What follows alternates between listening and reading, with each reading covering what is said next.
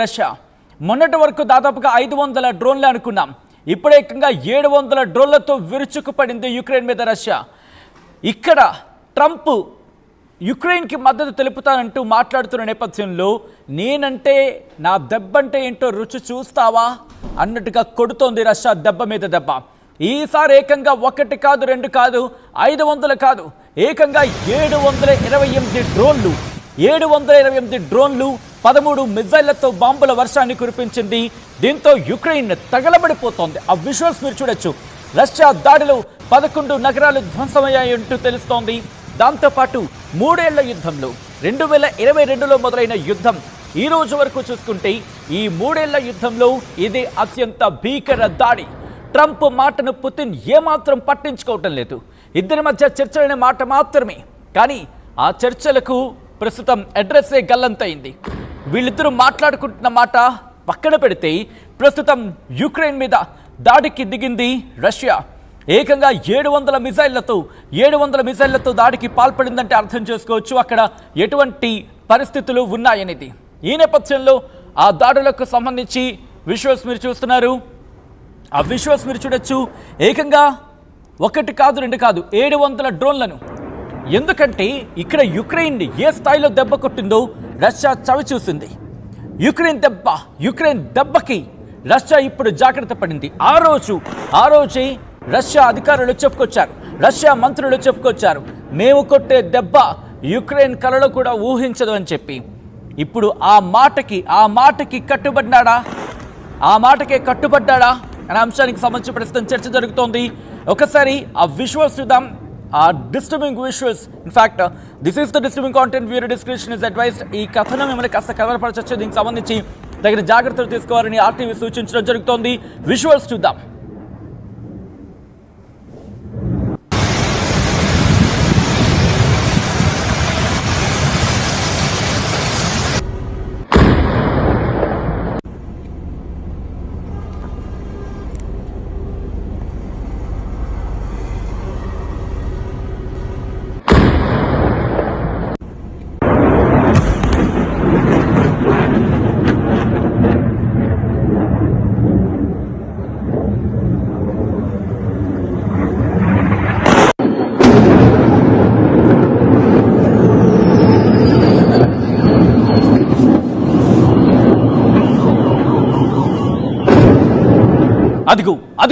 అదిగో యుక్రెయిన్ మీద రష్యా ఏ స్థాయిలో విరుచుకుపడుతుందో మీరు విజువల్స్ చూస్తున్నారు. ఆ విజువల్స్ చూస్తే నాకు అర్థమవుతోంది. దాదాపుగా 700కు పైగా సుమారుగా 1000 డ్రోన్లను ఉపయోగించిందంటూ చర్చ జరుగుతోంది. అయితే ఇక్కడ యుక్రెయిన్ ఒకటే చెబుతోంది ఇది ఏమాత్రం సమంజసం కాదు, ఇది కరెక్ట్ కాదు, కానీ మేము ఆ డ్రోన్లను పేల్చేసాం, గగనతలంలోని వాటిని పేల్చేసాం, యుక్రెయిన్కు ధీటైన సమాధానం ఇచ్చాం, యుక్రెయిన్కు సరైన జవాబిచ్చామంటూ కూడా చెప్పుకొచ్చింది. దాంతోపాటు 13 మిజైల్స్ను ప్రయోగించిందంటే అర్థం చేసుకోవచ్చు యుక్రెయిన్ మీద రష్యా. సో ఈ నేపథ్యంలో అక్కడ పరిస్థితులు ఏ విధంగా ఉన్నాయో మనం చూడొచ్చు. ఇటు యుక్రెయిన్ ఇప్పుడు అల్లాడిపోతోంది, భయపడిపోతోంది. అమెరికా కాదు కదా ఇటు పశ్చిమ దేశాలని కలిసికట్టుగా వచ్చినా కూడా మమ్మల్ని ఏమీ చేయలేరు అన్నట్టుగా రష్యా సమాధానం ఇస్తోంది. ఏకంగా 728 డ్రోన్లు 13 మిజైళ్లను యుక్రెయిన్ మీద ప్రయోగించింది. దాంతోపాటు యుక్రెయినియన్ ఫోర్సెస్ అదే చెప్పడం జరుగుతోంది. మొత్తం వాటిని గగనతలంలోనే పేల్చేశాం. దాంతోపాటు రష్యాకి సంబంధించి రష్యా ఏ స్థాయిలో 3 ఏళ్లలో కనీ విని ఎరుగని రీతిలో దాడులు చేశారంటూ కూడా యుక్రెయిన్ అధ్యక్షుడు జెలెన్స్కీ చెప్పుకొచ్చాడు. మరి ముఖ్యంగా ఆ యుక్రెయిన్లోని లత్స్క్ ఆ ప్రాంతంలో ఈ దాడులు జరిగాయంటూ కూడా చెప్పుకొచ్చారు.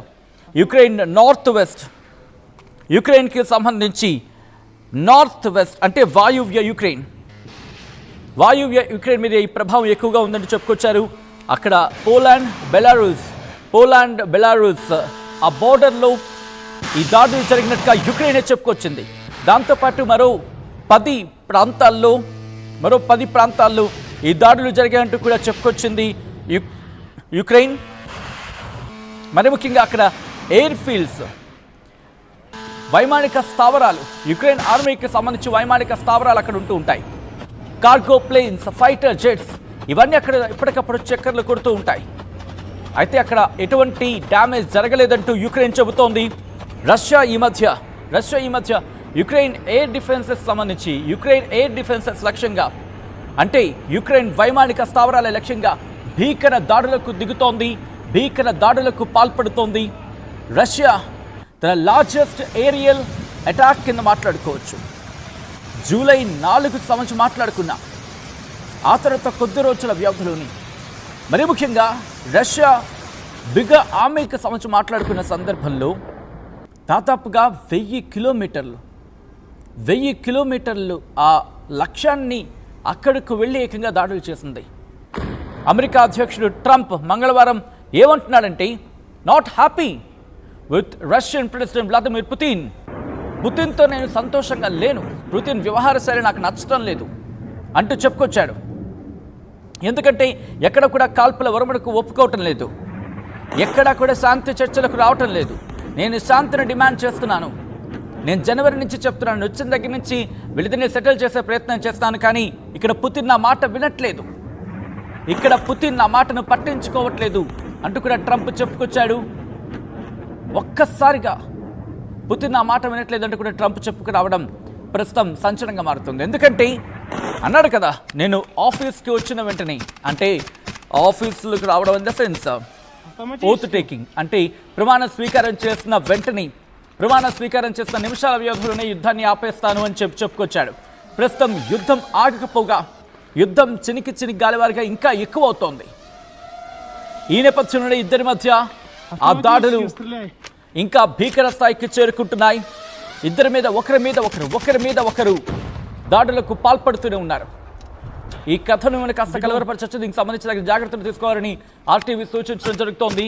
This are the distributing visuals, your description is advice. ఒక్కసారి దాడులకు సంబంధించి అక్కడ ఏ స్థాయిలో దాడులు జరుగుతున్నాయో విజువల్స్ లో చూద్దాం.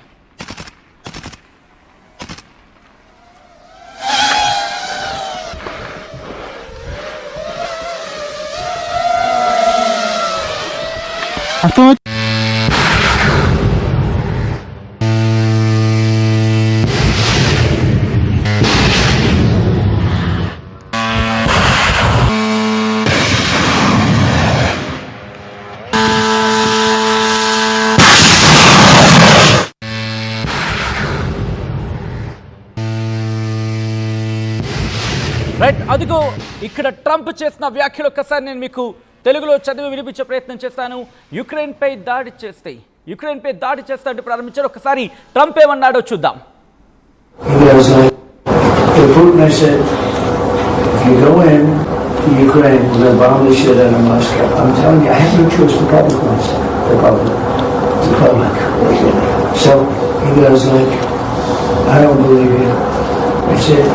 He said, no way, and I said, way. And then he goes like,